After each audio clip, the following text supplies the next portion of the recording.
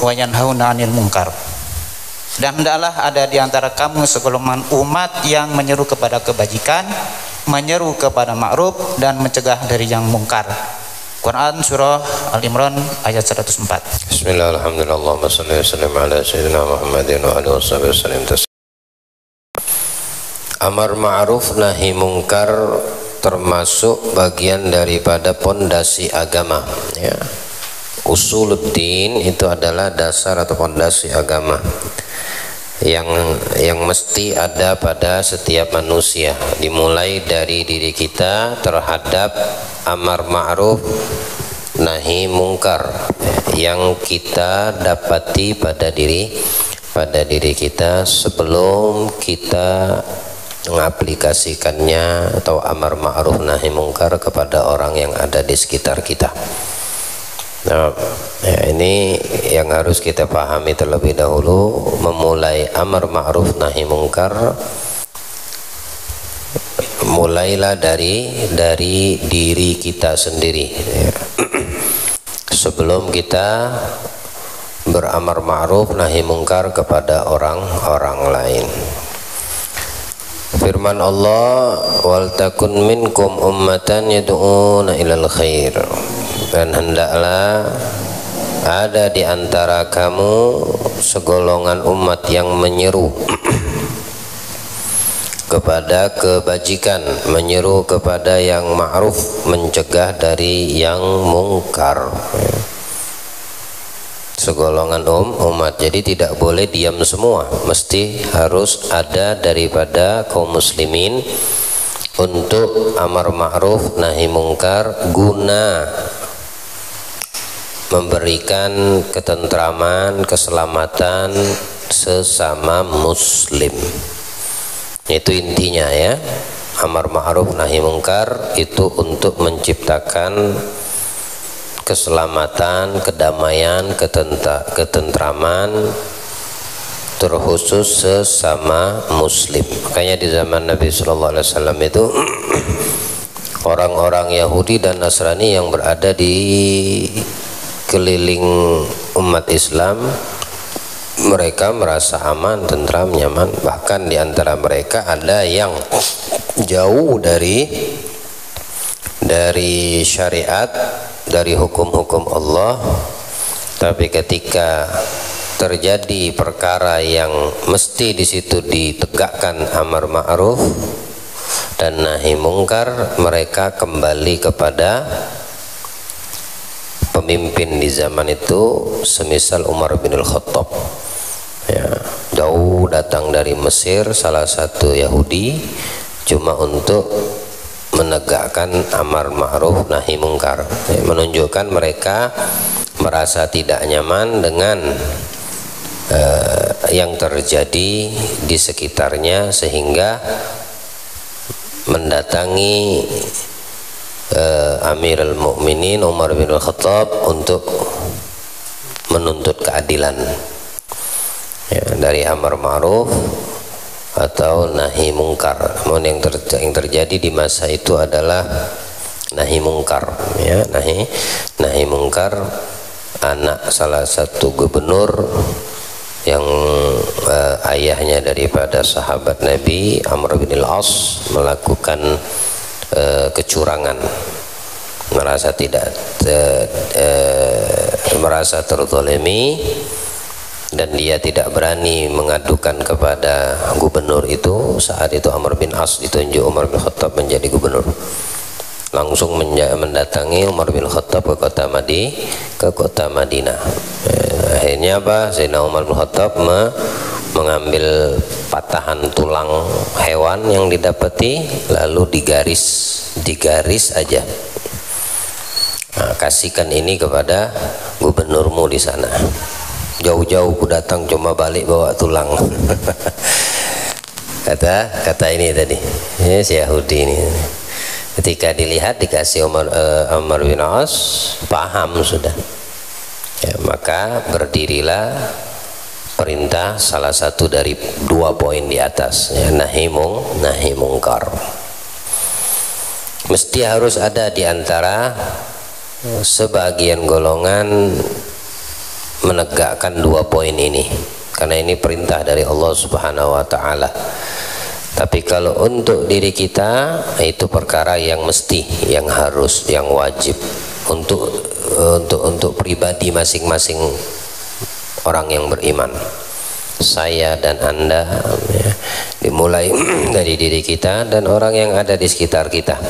Semisal istri kita, anak-anak kita, ya, memberitahukan, mengajarkan kepada mereka yang masih kecil, anak-anak kita, ya, bohong itu dosa, mencuri itu dosa, ya, dengan ancaman-ancaman atau dibuat takut sehingga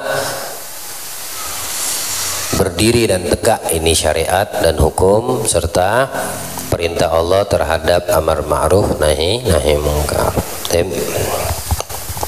Diriwayatkan bahwa Abu Bakar As-Siddiq radhiyallahu anhu berkata dan khutbah yang disampaikannya, sesungguhnya kalian membaca ayat ini dan kalian menakwilkannya. Ya ayyuhalladzina amanu 'alaikum anfusakum la yadurrukum man dalla idza ihtadaitum.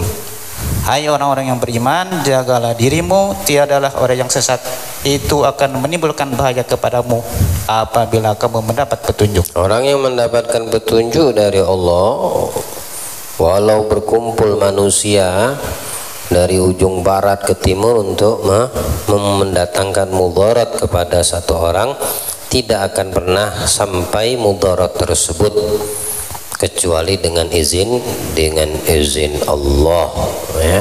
Atau mendatangkan manfaat, tidak akan dia dapatkan manfaat kalau tidak dengan izin dari Allah. Itulah mereka yang mendapatkan petunjuk dari Allah, dan sebaik-baik petunjuk adalah petunjuknya Allah, ya.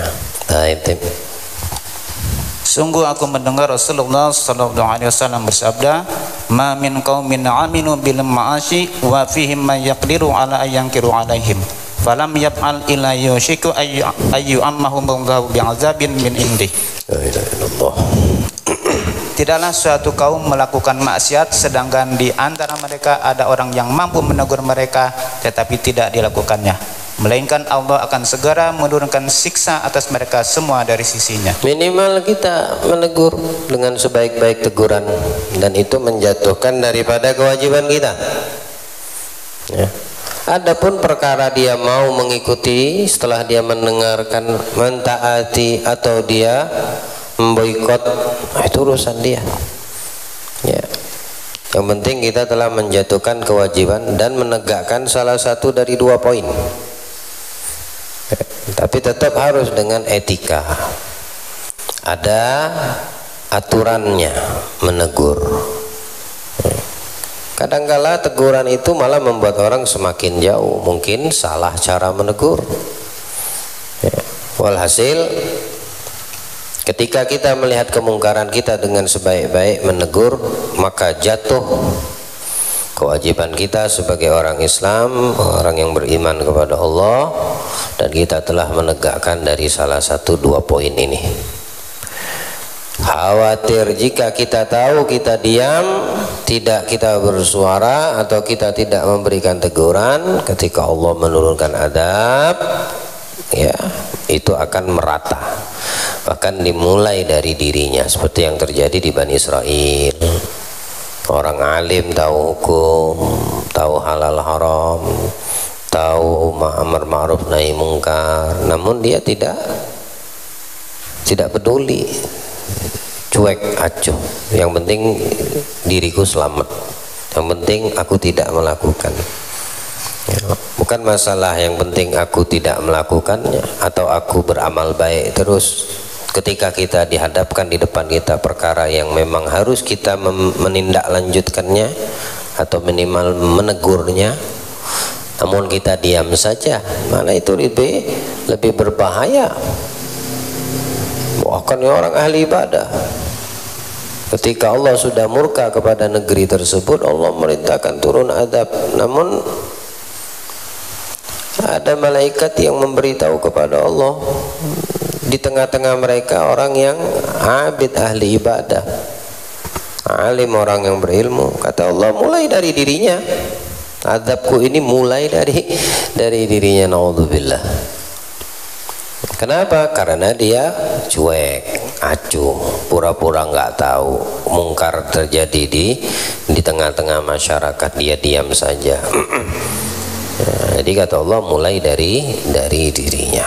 Ya. Baik. Diriwayatkan dari Abi Sa'labah Al-Khasyani bahwa ia bertanya kepada Rasulullah SAW tentang tafsir firman Allah Ta'ala, tiadalah orang yang sesat itu akan menimbulkan bahaya kepadamu apabila kamu mendapat petunjuk. Quran surah Al-Maidah ayat 105. Maka Nabi SAW bersabda, ya Aba Sa'labah, perintahlah berbuat yang ma'ruf dan cegahlah dari yang mungkar. Apabila engkau melihat sifat kikir yang dituruti dan hawa nafsu yang diikuti serta dunia yang diutamakan dan kebanggaan seseorang atas pendapatnya, maka hendaklah engkau andalkan dirimu dan tinggalkan orang awam. Jadi mengandalkan diri kita itu dengan pemahaman yang ada, yang kita pelajari, dengan ilmu yang kita ketahui. Kalau dia nggak mau, tinggalkan, karena itu orang bodoh. Jangan ente deketin. Kalau ente deketin dan ente tetap bertahan dengannya, berarti kamu sama-sama bodoh, sama-sama awamnya. Ya. Jangan kita menjadi orang awam. Andalkan dirimu. Dirimu harus tahu terlebih dahulu mana halal haram, mana mana mungkar, mana ma'ruf. Kamu memberikan teguran kepada orang, berarti kamu paham. Dia tidak mau paham, ya kamu jauh darinya, kamu tinggalkan. Itu orang bodoh yang nggak mau ditegur, nggak mau dinasehati. Orang yang awam, namanya orang bodoh. Awam itu orang yang nggak ngerti atau pura-pura ngerti atau cuek, tahu tapi nggak mau tahu, ya. Nah, itu harus ente hindari. Semisal manusia seperti ini, dia tidak mendatangkan manfaat untukmu, bahkan naudzubillah bisa mendatangkan, menjadi sebab mudarat untuk dirimu, ya, apalagi keyakinan dan imanmu itu akan membekas. Ya, pilih-pilih kita menjadikan seseorang itu teman bergaul, apalagi di zaman kita saat ini fitnahnya Masya Allah. Ya, kalau tidak mendatangkan manfaat, ya udah jangan ditemani, apalagi diakrabin. Kalau dia mendatangkan manfaat untuk akhiratmu, ya jaga, ya, pelihara dia, bergaul terus sama dia, jadikan dia teman, karena dia penyelamatmu, ya, selama dia mengajakmu untuk dekat kepada Allah Ta'ala, ya. Kalau orang yang sebaliknya, menghindar dan menjauh lebih baik. Baik. Sesungguhnya dari belakangmu timbul fitnah-fitnah seperti potongan malam yang gelap.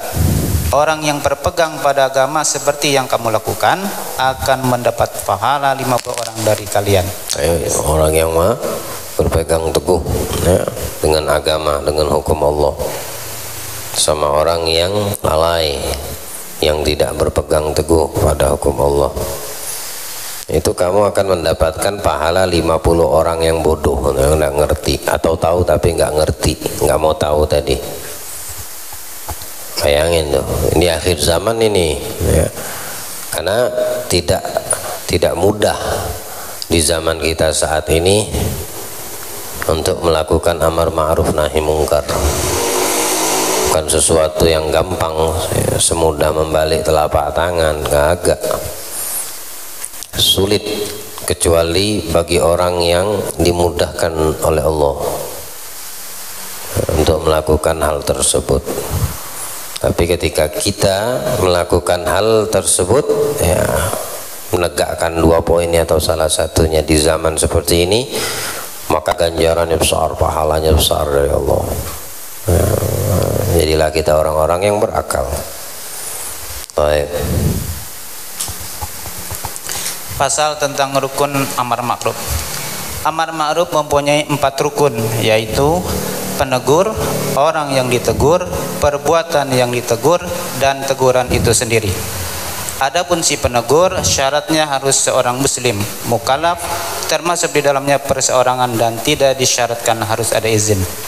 Syarat kedua adalah Islam, karena ia membela Islam.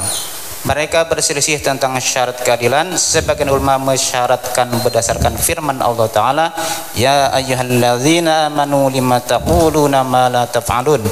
Hai orang-orang yang beriman, mengapa kamu mengatakan apa yang tidak kamu perbuat? Quran surat As-Sab ayat 2. Kecuali di Indonesia aja ya pakai izin ya, amar ma'ruf munkar. harus pakai izin. Menegakkan amar ma'ruf nahi munkar seperti artis datang siapa dulu bisa merusak moral dan akhlak umat Islam di Indonesia. Siapa namanya burung gagak tuh nah. Akhirnya batal. Tapi harus izin dulu untuk demo seperti itu, menghalangi dia masuk. Untung tidak masuk deh. Kalau masuk betul-betul Jakarta tuh jadi burung gagak semua tuh, laki perempuan. Baik. Dan firman Allah Azza wa Jalla, atamuruna an-nasa bil birri wa tansawna anfusakum. Apakah kamu menyuruh orang-orang berbuat kebaikan dan kamu lupakan dirimu? Ini harus kita ingat pada diri kita. Di antara orang alim yang munafik, pinter berkhutbah tapi amal nggak ada. Orang alim bisa dikatakan alim munafik? Oh iya, kalau ceramah jago, khutbah pinter, amal nggak ada. Debat masya Allah. Itu munafik dari kalangan ulama, orang alim. Ini dikhawatirkan Nabi SAW. Yang ditakutkan oleh Nabi melebihi Dajjal ya ulama yang menyesatkan. Ulama yang menyesatkan. Tapi di akhir zaman ada kriteria orang alim tapi dia masuk ke kategori munafik. Siapa? Khutbah, orang yang ahli khutbah, ahli ceramah, ahli menyusun kata-kata. Ilmu dia gunakan untuk bermujadalah, debat atau memojokkan orang lain, artinya orang berilmu yang ada di sekitarnya. Atau pengen dibilang ini orang berilmu dan mendapat penghargaan dari orang di sekitarnya, tapi menjatuhkan saudaranya yang lain. Ketika amalnya itu tidak ada sama sekali, maka dia katakan munafikil. Ulama munafik, orang alim yang munafik yang dikhawatirkan Nabi banyak di akhir zaman nanti. Kalau ulama su itu yang menyesatkan, ya, menyesatkan umat dengan ilmu yang dia sampaikan, tujuannya untuk mendapatkan dunianya, mengumpulkan dunianya. Dia rela untuk menjual akhiratnya hanya untuk mendapatkan dunianya. Ada ulama su, ya. Kalau sudah ahlu dunia mencari nas, dalil, hadis yang haram bagaimana caranya halal, nah mulai mereka bergegas cari dalil. Ulama adalah ada su cuma untuk mendapatkan dunia atau taat patuh kepada ahlu dunia. Semoga Allah jauhkan kita daripada ulama su, ya. Wa ulama al munafik, Allah jauhkan dari kita sifat munafik, dikeluarkan dari hati kita penyakit munafik. Amin ya rabbal alamin. Terdapat banyak kabar mengenai hal itu. Di antara para ulama ada yang berpendapat bahwa tidak disyaratkan keadilan dan itulah yang benar. Karena sesuai ijma ulama tidak disyaratkan kemaksuman. Sebabnya ialah para ulama berbeda pendapat tentang kemaksuman Nabi dari dosa-dosa kecil. Maka bagaimana dapat diharamkan kemaksuman bagi orang lain? Kemudian hal ini menyebabkan ditinggalkannya perbuatan ini karena tidak adanya syarat ini. Betapa jauhnya bila ia minum khamr dan melarang orang lain meminumnya. Ia berkata, aku mempunyai dua tugas. Yang pertama berhenti dan yang kedua melarang. Aku melakukan salah satunya dengan harapan mendapat taufik untuk yang kedua dengan meninggalkannya dan mencegah orang kafir melakukannya, karena ia akan mengganggu orang-orang muslim dan Allah tidak akan memberi jalan bagi orang-orang kafir atas orang-orang mukmin. Orang muslim melakukan itu lalu mencegah orang-orang dengan ancaman dan gertakan serta pukulan sebagaimana layaknya dalam segala sesuatu. Hal itu tidak berbeda dengan raja dan imam serta lainnya. Setiap orang yang melakukan perbuatan yang tidak patut harus ditegur. Hal itu ditunjukkan oleh riwayat bahwa Marwan bin Hakam berkhutbah sebelum salat di waktu hari raya. Maka seorang laki-laki berkata kepadanya, sesungguhnya khutbah itu sesudah salat. Marwan menjawab, biarkan itu, hai fulan. Maka Abu Sa'id Al-Khudri radhiyallahu anhu berkata, adapun orang ini maka ia telah menunaikan kewajibannya. Udah selesai kewajibannya menegur. Dia mau mengubah keadaan atau tidak. Lagian perkara yang dia lakukan bukan perkara seperti Jumat. Beda kalau Jumat. Ya, kalau Jumat khutbah dulu baru sholat. Tapi kalau Id sholat dulu baru khutbah. Orang menegur ya nggak apa-apa, memang sudah satu keharusan. Kalau perkara yang ditegur itu sunnah atau perkara itu adalah sesuatu yang wajib. Masalahnya yang ditegur, orang yang ditegur daripada syarat atau rukun amar ma'ruf ini kembali kepada individu masing-masing. Anda ditegur, ya, nanti Anda masuk ke dalam rukun yang kedua nih. Orang yang ditegur ya, rukun yang kedua ya. Penegur, ya, orang yang ditegur. Kagak usah ngurus yang rukun yang pertama, penegur. Ya, kita termasuk daripada rukun tersebut. Ya kalau teguran itu betul, alangkah bagusnya diterima. Ya, walaupun cara negurnya mungkin yang kurang menyentuh. Makanya Imam Ali beliau pernah mengatakan kalau seandainya ada satu ekor sapi ngajarkan satu kalimat tapi bermanfaat, aku panggil guru, aku muliakan itu sapi. Lalu bagaimana kalau manusia? Ya, binatang aja kalau bisa memberikan manfaat, beliau muliakan. Jadi kita yang ditegur, selama teguran itu betul, berusahalah untuk menerima. Sekalipun yang menegur itu kurang tahu cara menegur, jangan lihat orangnya, tapi lihat kemana poinnya. Ya, kemana poinnya. Jadi ada orang yang menegur salah cara tegurannya, mungkin karena dia tidak tahu adab dan etikanya, nggak jadi masalah. Tapi kalau kita tidak terima, mungkin kita yang bermasalah.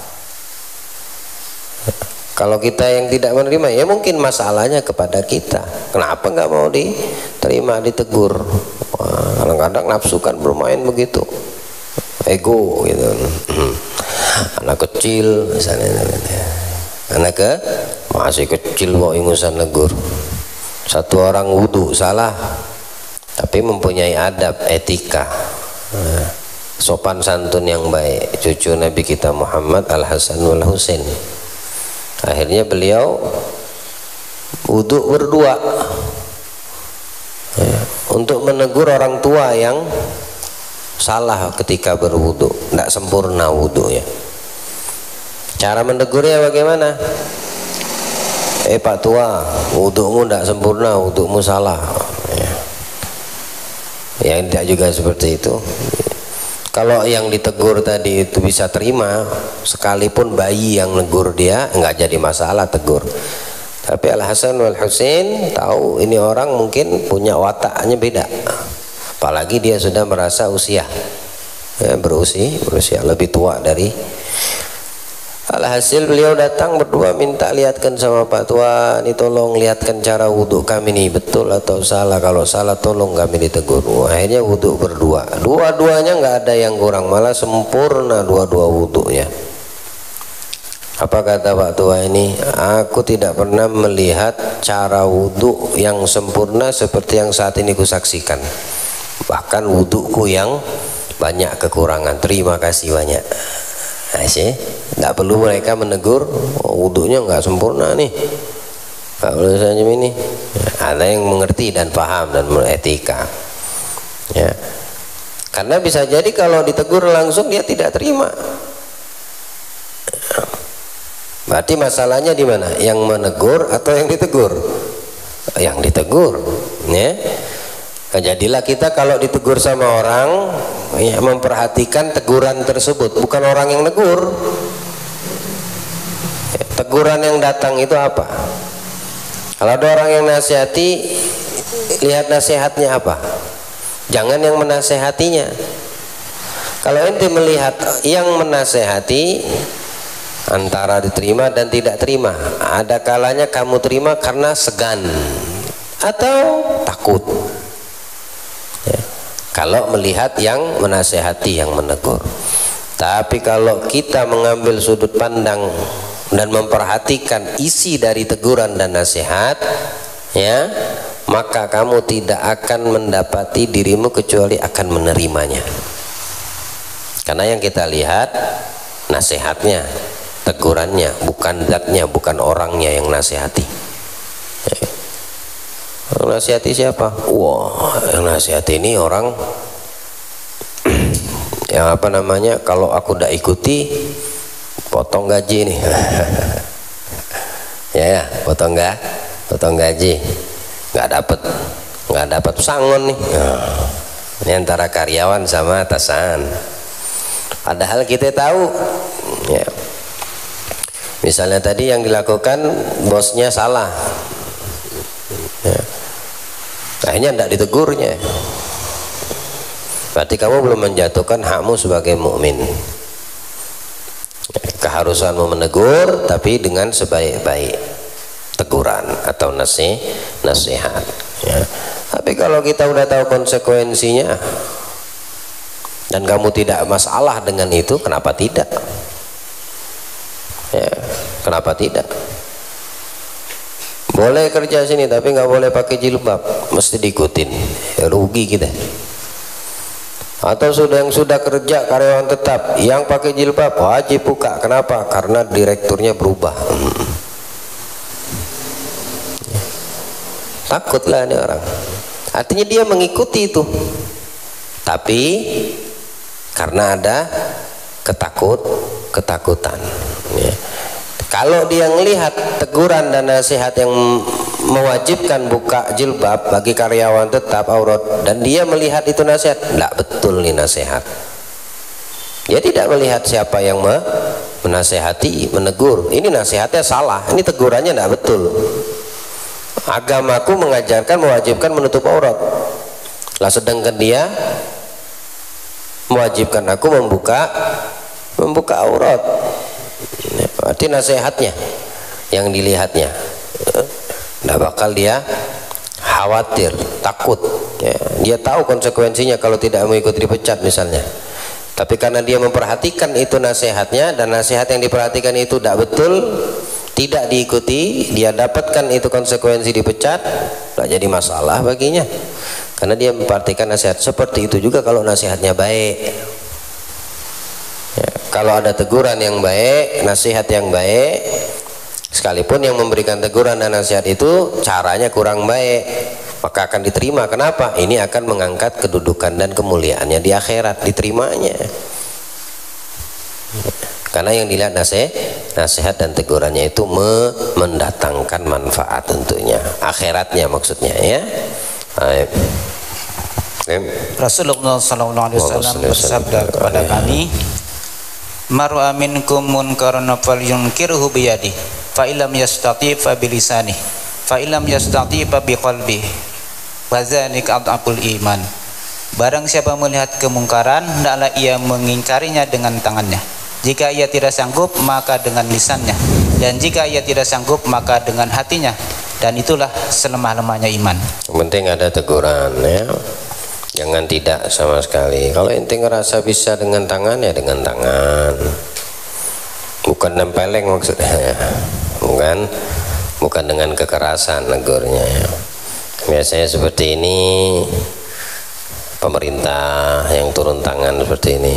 Sebagian ulama menafsirkan, mentakwilkan makna mengubah kemungkaran dengan tangan. Kalau tidak sanggup, dengan lisan para ulama, karena memang ulama tidak boleh dengan kekerasan, harus dengan lisan ya.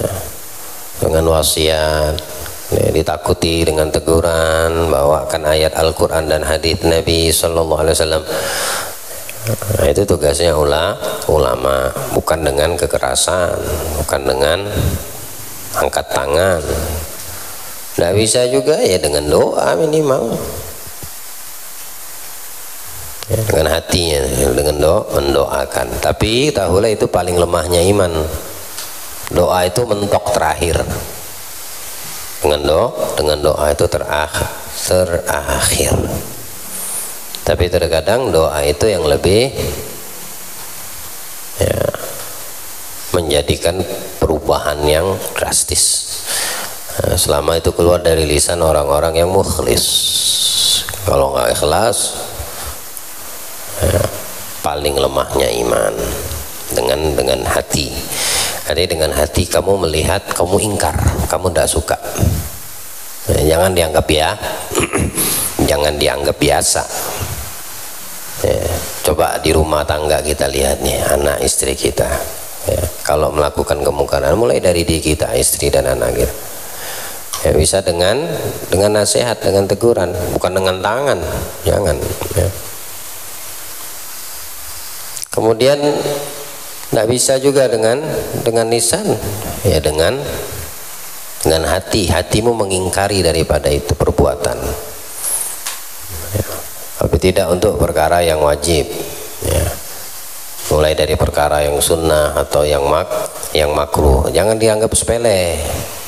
Jangan dianggap sepele. Kalau itu menyangkut yang sunnah, tegur dengan baik. Kalau itu perkara yang makruh, volumenya naikkan sedikit ya, kalau memang nggak bisa dengan baik-baik ya, makruh. Jangan minum tangan kanan, makruh. Minum tangan kiri itu caranya syaitan minum, makan tangan kiri itu cara syaitan makan, makruh ya. Tapi hatimu mengingkarinya. Kalau kita tahu biasa-biasa aja, nggak apa-apa, udah ini makruh doang, nggak sampai haram. Nanti bakal ke haram tuh, khawatirnya bakal yang haram. Nah, ketika dia melakukan yang haram, kamu juga tidak akan mampu menegurnya. Kamu tidak akan mampu menegurnya. Sekalipun kamu menegur, udah nggak ada manfaat lagi untuk dia. Artinya udah biasa bagi dia. Yang makruh aja kita remehkan, apalagi yang haram sudah dilakukan. Atau kita juga seperti itu, menyepelekan yang makruh. Khawatir nanti jatuh kepada perbuatan yang haram, kan kita sepelekan. Semua pelanggaran hukum Allah, kalau memang udah itu haram, memang tetap haram. Apapun itu. Kalau sudah memang ada di situ larangan dari hukum Allah, dari syariat, jangan disepelekan. Mau menyangkut dirimu ya. Kemudian orang yang di sekitarmu, istri dan suami, suami ke istri, orang tua ke anak, anak ke orang tua. Kalau memang sudah dalam syariat hukumnya ada haram. Tamam. Istri nggak boleh keluar rumah kecuali dengan izin suami, itu hukum daripada syariat. Jangan coba-coba ya. Tapi menjadi lumrah perkara ini, menjadi biasa udah. Kenapa? Ya, karena tidak ada yang amar ma'rufnya. Si suami membiasakan, suami tidak pernah memberitahukan. Jadi biasa udah si bini keluar rumah tanpa izin.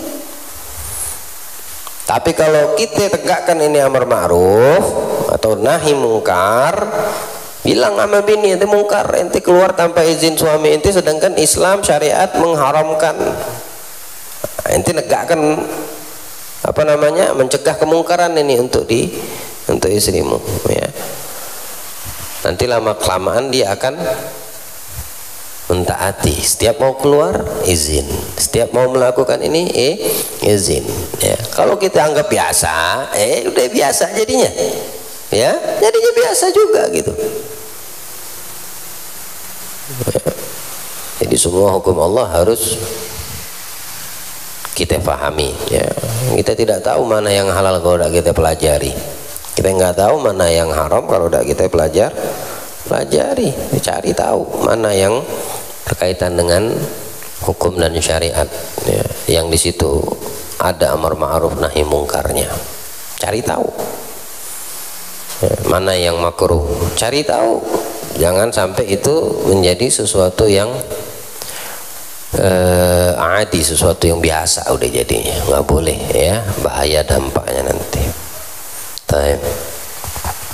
Dari sini disimpulkan pula bahwa teguran itu ada beberapa tingkatan. Ada tingkatan-tingkatannya, ya. Tingkat-tingkatan ini artinya perlu kita pahami juga. Kalau memang bisa dengan lemah lembut, ngapain ente pakai cara yang kasar? Nah, kalau memang masih bisa dengan nasihat, kenapa ente harus main di luar nasihat? Nah, tingkatan ini harus kita pahami. Rahimahullah, Imam Ghazali mengajarkan kepada kita. Baik. Syarat lainnya ialah perkara yang ditegur sebagai rukun lainnya harus diketahui sebagai kemungkaran tanpa ijtihad. Nah, tidak perlu ijtihad, penting ente harus tahu ini mungkar, ya. Nggak perlu ente ijtihad, ini mungkar apa enggak, ente harus tahu itu mungkar, ya. Nggak perlu harus dengan jalan ijtihad. Bini nggak apa namanya, bini meninggalkan sholat, dia tahu itu mungkar, tegakkan, ya, nahi mungkarnya, amar ma'rufnya dengan bimbingan yang baik-baik. Bila perlu kalau seandainya itu dengan ancaman, ya lakukan, karena ini tingkatannya. Baik nggak bisa, ya naik ke tingkat berikutnya. Nggak bisa juga, naik lagi ke tingkat yang lebih keras. Seperti Allah juga mengajarkan kepada wanita atau istri yang nusyuz, nasihati, nggak bisa apa yang kedua urutannya, pisah ranjang. Nah, itu kan tingkatan semua. Nggak bisa lagi apa, pukul, ya. Kalau udah dia bertobat, jangan itu cari celah, ya, jangan dicari celah kesalahan yang baru. Maka ia pun bukan perkara yang diperselisihkan di antara imam-imam terkemuka. Karena mungkar, kalau udah mungkar ya udah, apa yang mau diperselisihkan? Udah mungkar ya memungkar, jangan dicari celah, bukan mungkar gitu. Nah, jadi ulama sepakat nggak ada perselisihan dalam hal ini. Mungkar udah mungkar.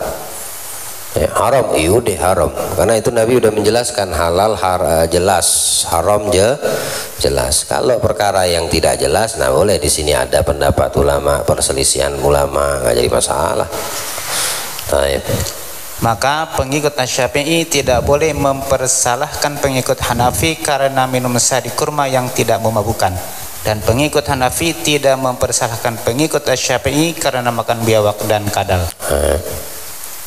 Rukun yang lain ialah orang yang ditegur. Syaratnya ialah harus seorang manusia, karena anak kecil dilarang minum khamar.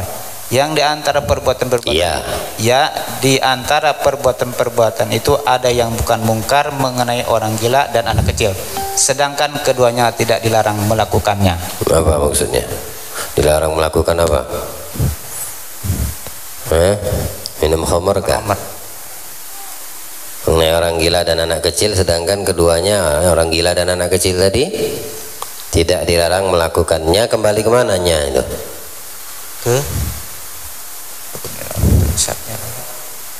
orang yang minum khamar kan? Oh, anak kecil sama orang gila nggak dilarang minum khamar. Hah? Anak kecil orang gila tidak dilarang apa?